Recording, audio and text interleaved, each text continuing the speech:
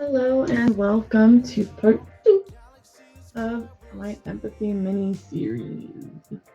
Uh, I'm in a really weird mood, so bear with me. um, so, the topic of the week is emotional intelligence. Now, that may or may not be a term that you are familiar with, but that's okay because I'm going to explain it to you. So, um, the principles that I think of when I look at emotional intelligence is expressing myself in a mature, productive, um, compassionate way. So I really try hard to think and feel out emotions and then be able to let those emotions go before I react to anything. And it really has been a monumental change in my life, just as far as like having the confidence to carry myself in the way that I do, i.e., expressing myself.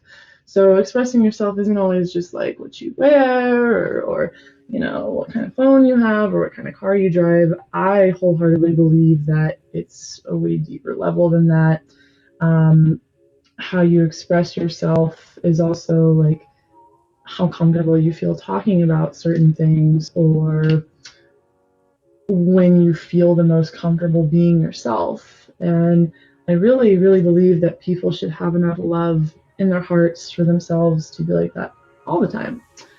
I know that's easier said than done, but stop worrying about what other people think about you because it's just not worth your time, man. Like, I spent so much time worrying about A, B, C, and D before, and realize that nobody was even fucking paying attention to me, let alone do they care what I'm doing at all. So don't limit yourself on fear of being judged by somebody who probably isn't even paying attention to you, especially when it comes to expressing yourself because you deserve to do that. Another one that's super, super important in gaining emotional intelligence is how you perceive yourself. So again, like how do you feel when you look in the mirror? How do you feel when you first wake up in the morning and you look in the mirror versus after you've done your makeup or whatever it is that you do to make yourself feel better about your appearance? I know it sounds fucked up, but it's true. I know it sounds messed up, but so many people, myself included, like I used to feel this way anyway. I don't anymore. Um, I used to never leave the house without makeup on, and I hated wearing my hair in like a stupid little hairstyle like this, but I love myself, and I perceive myself as a very valuable human being, not only to myself, but to the people around me, and that is what makes me beautiful. The confidence and the way I carry myself and the amount of selflessness I put out when it's warranted and the amount of selfishness that I show when I need to think of myself first, which is most of the time. But I've gotten so good at doing that that I now have more room to help other people, which is fucking cool. All right, so I'm actually going to show you this next slide on my PowerPoint. I mean, I know it sounds messed up, but there are a lot of people that don't feel beautiful hardly ever, and it takes a lot to make them feel that way, and then they have to put on 8 pounds of makeup, and hey, I used to be that person, so I get it.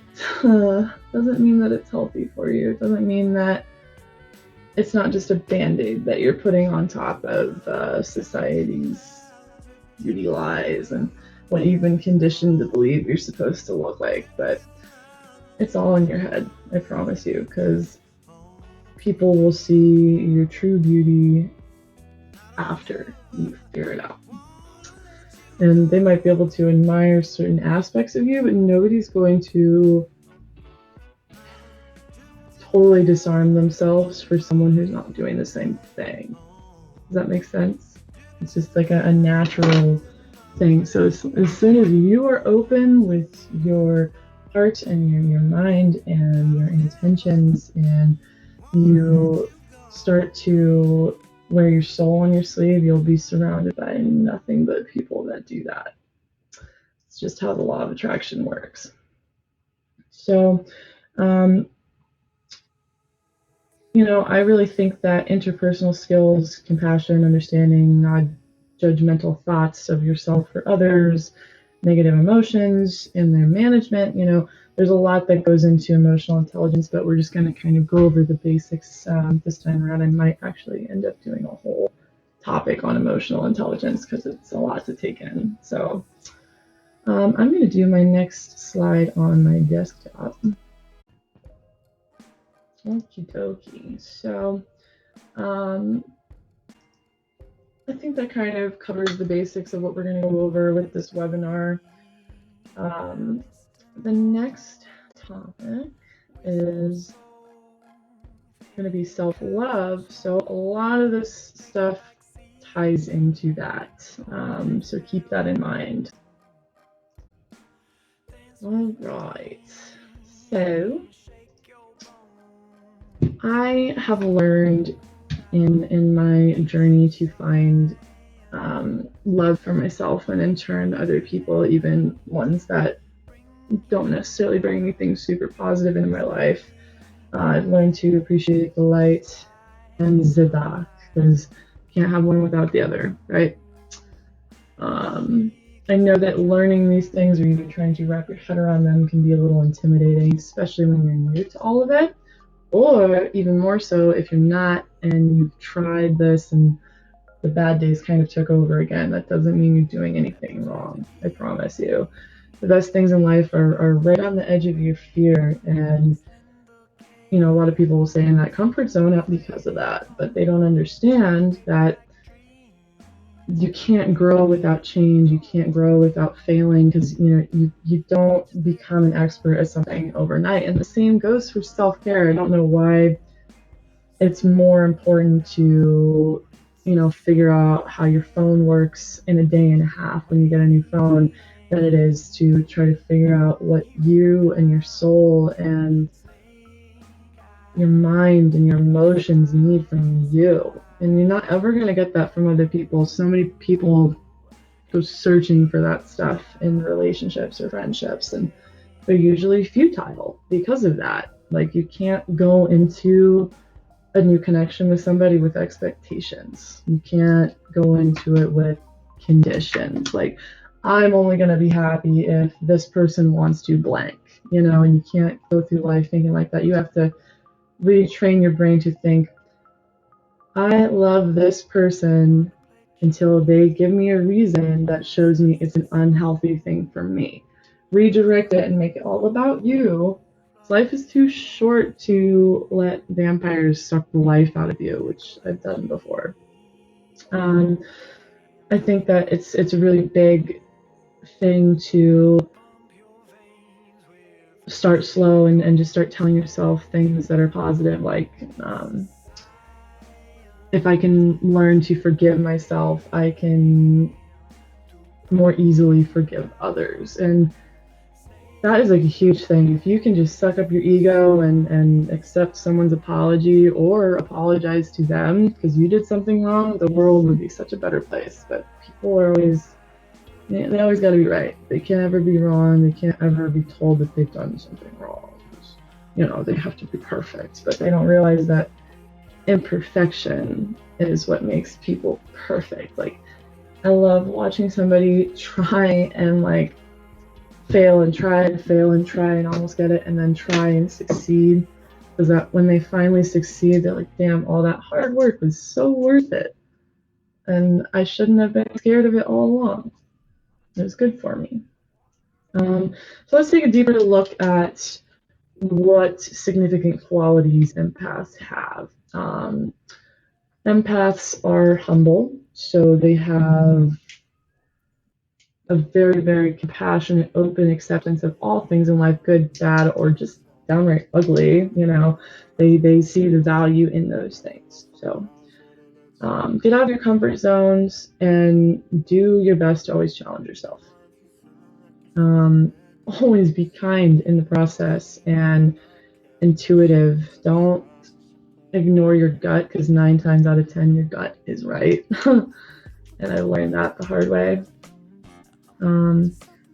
Forgive yourself first and then forgive other people. Help yourself first and then help other people. It's kind of like when you're on an airplane and they tell you to put your oxygen mask on before you help another person, because if you're dead, you can't do anything to help them, right? I believe that empaths are, again, emotionally intelligent. Not just that, they're like in tune with their soul, like their inner being, their essence, their aura. They know what kind of energy they carry into a room, and it's because I believe that they're in tune with more than 5 senses. When people say 6th sense, that's what an empath has. Like me, for instance, I can immediately tell when something's good or bad with somebody that I care about. I can also tell when there's something bad about to happen in a room. I can sense when somebody's crying. I can even have premonitions in my dreams sometimes that do come true, so I can't just discount that. And I don't usually remember my dreams unless it's something like that. So all interesting stuff that there's no solidifying facts to back up or science yet. But that's one reason why I want to start spreading awareness like this, and get people talking about this kind of stuff, because it's just like the oceans. We know very little about what lives in most of the oceans or why, and we don't care to find out, at least not on a large scale. I know that there's some marine biologists and scientists that go out and spend obscene amounts of money trying to figure it out, but I think we should be turning that into the direction of mental health and emotional intelligence and spiritual intelligence and just awareness. Help people learn this stuff, because I guarantee they want to know about it. They just don't know they want to know about it. It can totally 100% become a weakness to be an empath. I let people walk all over me because I felt too much, even for the fucking assholes. So, if your gut is telling you, like, don't do this, and your heart is saying, oh my god, I'm just gonna set aside all my needs, don't listen to your fucking heart. Listen to your gut. You don't have to be mean, but for instance, I was at a party the other night, and I had this guy who I clearly stated, I'm not looking for a relationship, I'm not looking for anything sexual or physical, because I am looking for just platonicity right now, because I've been hurt a lot and I don't want to keep making the same kind of mistakes that I keep making. So he tried to kiss me, and I was just like, whoa, dude, like, I literally just told you that this is not what I want, So the part of me that felt bad for him was like, oh, it's okay, just kiss him, just do it, just to make him feel better. And then there was this other huge part of me that was screaming out, like, wait, that goes against all your healing, don't do that to yourself. And I'm such a stronger person because I forced myself to process my trauma, because I went through the blood, sweat, and tears of therapy, because I bear my soul on my sleeve, and I'll tell people my story if they want to know. I will get right down to the nitty-gritty details that people probably don't want to know, or makes them uncomfortable to hear, and there's not much that I can do about that, because I'm strong enough to talk about it. So it's a hard thing for me sometimes, not having friends that are necessarily on my level of understanding. It's lonely. Like, I still love my friends, but I definitely don't get the same things from them that I get from myself, So another thing that you really need to do is just trust in the plan that the universe or God or whatever it is that you believe in that is a higher power. Just trust that it has a plan for you, and it's not making you go through painful things for no reason. Um, it's not gonna, because like I said, you can't have just one type of thing. Like you can't just have happiness. You can't just have money. You have to have the poor and the rich. You have to have sadness and happiness, because if the opposite of what you feel or the opposite of what you believe in didn't exist, you wouldn't feel anything. You wouldn't have any contrast. You wouldn't believe in anything. And just imagine how tragic a world like that would be. So look at it like a puzzle. There's going to be dark spots, there's going to be light spots, with all these little pieces fit together in a way that is creating a cosmic map of your life that I believe you sort of pick before you come into this world. So you and your soul sit there and they're like, okay, if I do this here and do this here, do this here, she's going to be at this point by the time she's 30. And I can't say that I disagree with my own statement on that, because so far, every bad situation that I've ever been in has actually been propelling me towards something better and pushing me in the right direction to get there. And even though it was and it hurt, it got me to where I need to be today.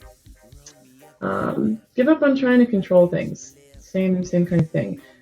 People that are stuck in the past are usually depressed or actually struggle with chronic depression because they can't get over the reality of their memories and the emotions that it's eliciting into their life.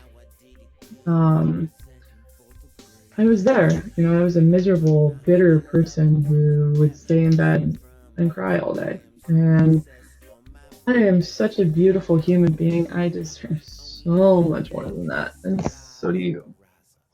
So do you. Sorry, I'm just gonna move this just a little bit here. Okay, so the next one is about finding your calling as an empath. All right, so finding your calling as an empath basically means finding what your sixth sense is, finding your ability to use all the energy that you absorb and take it and turn it into something beautiful and release it amongst the universe, and then all that good energy comes back around. And that's another topic that I have coming up for you guys soon. It's karma. A lot of you are probably familiar with that one, but I'm going to go a little deeper on that than I think you're expecting me to. Let's see here. So I think that learning to have progress and not perfection with your self-love practice is monumental. Take your time. Don't make time your enemy. Do what feels right when it feels right, not when it feels forced. That's your self-love is going to impact how you make decisions. And if you find true self-love, that will change forever. And it's only going to get better with time and patience during that process.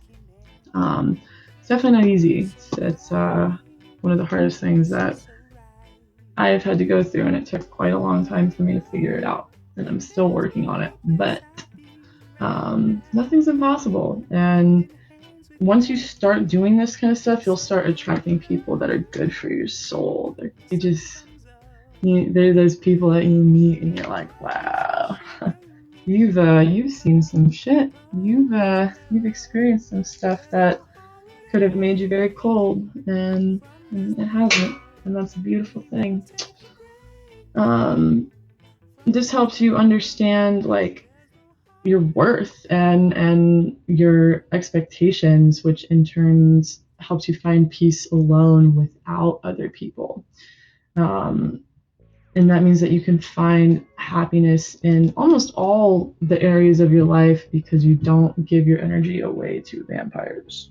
Only give your energy away to um, which again ties into self-love. Always be your best friend first. Number one. You are number one. Not number two, not number four, not at the bottom of the fucking list like some of you people are. I know, because I was there. Radical self-reliance comes from being your own best friend. You don't need anybody. You don't expect anyone to come to your rescue. I mean, like, that doesn't mean never ask for help. Just don't expect it from people, like, expect that from yourself. Expect your own concern and expect that to be enough in most situations. And when you can be happy with just yourself and you've proved this to the universe, you will be rewarded heavily. Trust. Okay, dokie. So what's next then? Like I said, trust in the universe. The nudges that you feel aren't happening for no reason. The nudges that you're feeling are pushing you towards where you need to be in life. So like that feeling when you're like, did that really just happen? Did I just get what I want? Oh my god, that's not luck, that's not coincidence, that is you being rewarded for doing something good for yourself or someone else. Again, I don't think that you need to worry what people think about you unless it's like if you're worried that people are paying attention to what you need or paying attention to your boundaries, that's different. You should worry about what people think about that, because a lot of times people will just kind of assume that they fucking know what you want, and that's not good either. So follow these lessons about empathy, and I think that you'll have a good starting point. And then we'll kind of go into that a little deeper than the next webinar I do. Oops, sorry. Lesson 1, acknowledge your day-to-day surroundings and pay attention to them in detail. Doing this came very naturally to me just because I'm an anxious mess most of the time, and I was honed in with my surroundings, which really meant I was in fight or flight mode all the time. But now I am like cool and calm and collected, and it's like a light switch went on in my brain. I don't know. It's something that I chose to do. Nobody did it for me. Experiences didn't do it for me. I just woke up one day and I was like, you know what? Today's going to be a beautiful day. And I'm not going to let anything get in my way. And I swear when I do that, I have the best day ever. When I wake up and I'm like, I'm going to have a shitty day and I'm going to miss this, and this, that's exactly what happens. It's exactly what happens. A good example is I can always tell when someone's lying to me literally just by a shift in their energy and body language that they put out into the open without realizing it. So if you're patient and you are aware of this kind of stuff, you will start to notice when things don't quite feel right or if they feel really good. Either way, those are both powerful things and tools that can be used to your benefit.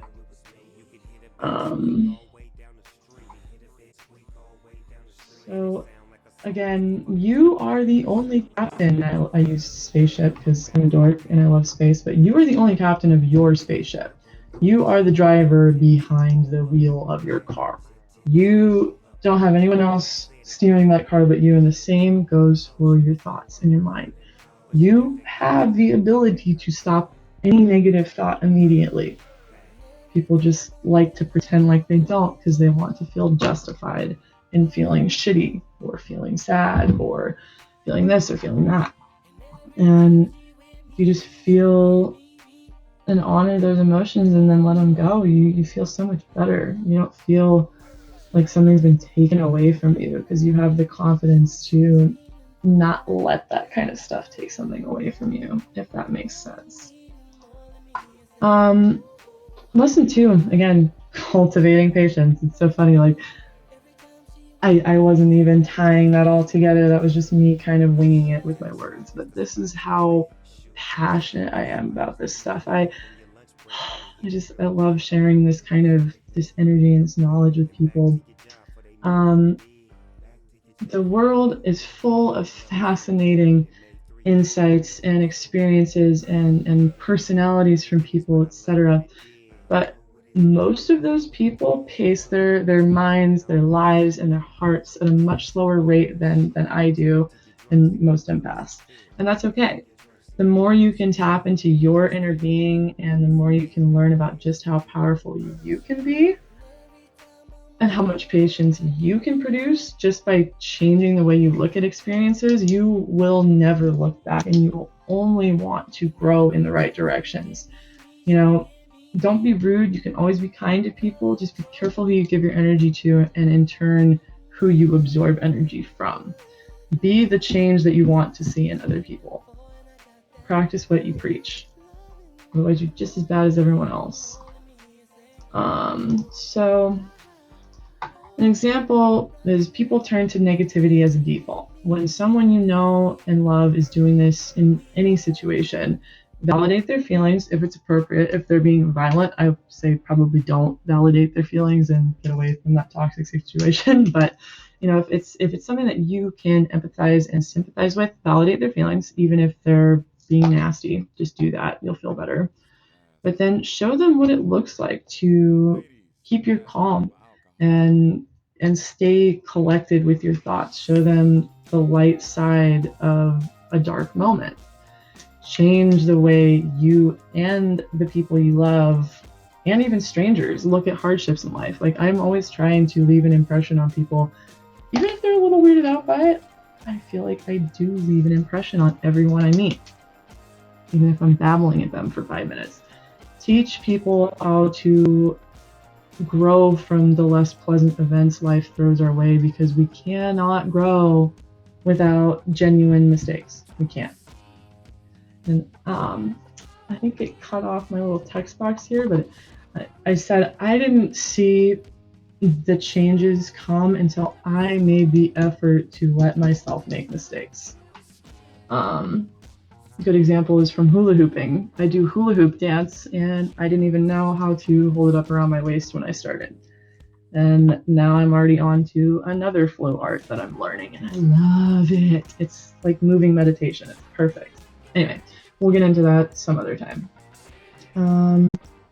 So the last lesson for this week is going to be model what you see and what you learn about empathy. Model positive actions, and seriously, it's fucking contagious. And I have noticed that I can light up somebody's whole day just from walking into a room with bright energy, or giving a stranger a compliment who looks like they're having a bad day. The little things in life oftentimes are the most rewarding things in life. We just tend to overlook them in a fast-paced world that we live in. Good example is, the unfortunate part of this is we can also ruin our own day. If we're in a really bad headspace, we can ruin someone else's day that's close to us, which feels even worse by hanging on to the other end of the spectrum. Always be mindful of the kind of energy and vibrations that you're putting out into the oh so very unbiased universe. I just wanted to make sure I reiterate unbiased. So the universe does not care about what you want or what you don't want. If you're thinking about it, it's going to happen. Like, instead of thinking, oh God, I don't want to get sick, I can't get sick, just think, I'm healthy. My immune system is strong, and this is going to breeze right over me. Because all the universe said is sick 3 times. So it's like, oh, you want to be sick? Okay, then you're going to be sick. But if you say healthy and full of wellness, the universe is like, oh, okay, cool. Also, moving on. It's weird, but it really is how it works. And we'll get into that, more when I start talking about the law of attraction. That's going to be after self-love, though. So we have a little while for that to happen. But you could be and you are, whether you choose to believe it right now or not, the source of all the negative things that happen to you. You're also the source of all the good things that happen to you. So take care with your actions and how genuine you are with people, because the universe is always watching, always listening. All right, so as promised, I have a little tidbit here of rituals for thriving. I'm going to do this every time I do a weekly newsletter, I'm pretty sure. So I think that rituals for thriving are a monumental part of your healing process. Like, you really, really can't just listen to yourself say, I love you. Like, you have to show yourself that you love every little thing about you. Like, organize that messy ass room that you've been putting off for weeks. Read for enjoyment at least once this week. If you find that you want to do more, or you already do, that's great. But I think, like, pick up a book that just makes you feel joy, and read for just even 30 minutes, and you'll feel so much better. Let go of something / someone and forgive it. Let bad energy go out of your life and do it gracefully, because you don't have to be an asshole. In fact, it pisses people off more who are assholes if you go to them and you're like, I'm really sorry, I care for you and I care about how you feel, but you are not good for me anymore and I'm walking away from you. That's not mean, that's not unkind, that is just being kind to yourself. And that's the most important thing. That's what we're focusing on. Get rid of the things you don't love or don't make an effort to organize in your life. Serve your community. Like, I'm going to go help out an LGBT community with a prom thing that they're doing, so that these kids can have a prom and feel accepted and not be in society's, like, all-seeing eye at a normal function where they're probably going to get made fun of. So I'm going to go help just set up for that and probably do decorations and food and stuff like that. And I'm hoping that I can touch the lives of some kids while I'm there. Connect with nature, connect with nature, connect with nature. I don't care if it's half an hour at the pool because it's 98 degrees outside. Get outside, get vitamin D, get exercise, get your endorphins moving around. Go ride the bike. Like, I just got to Florida and I can't wait to get a beach cruiser because I'm going to be there all the time. Thanks for tuning in. I'm really, really thankful for all of you. Please enjoy my new progress projects that are on my website. First 2 are going to be for the next 6 months. I'm probably going to do another 2 after that, or just maybe add 1 more, and I'm not sure yet. But tune in to those things, because I'll be adding weekly content to those, and kind of tying that into my social media accounts. I'm making a Pinterest, a business account Pinterest. So as soon as I do that, I'm going to have some pretty cool stuff on there as well. Next week, we're going to learn all about self-love, like I've said, and how empathy complements us in finding the true appreciation of self. Weekly newsletters are going to send out on Friday with exclusive content and blog updates. I want to hear your feedback. I really want to get to know you. So, like, talk to me. Don't just be a ghost and watch the movie and not comment on it. Like, I really want to have feedback, and I really want people to talk to me about this stuff and ask questions and feel things about it. I'm always here to help. Always. I have a totally separate phone number from my normal one, so that's also on my website if that's an easier form of contact. I hate talking on the phone, but I am determined to get over that this year. Yeah. Namaste, friends. I hope you have a beautiful day.